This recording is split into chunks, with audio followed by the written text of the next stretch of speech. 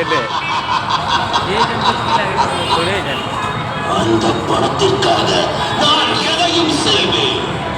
பெற்றோர்களாக இருந்தாலும், சகோதர சகோதரிகளாக இருந்தாலும், பிள்ளைகளாக இருந்தாலும், வாழ்க்கை துணையாக இருந்தாலும், யாராக இருந்தாலும்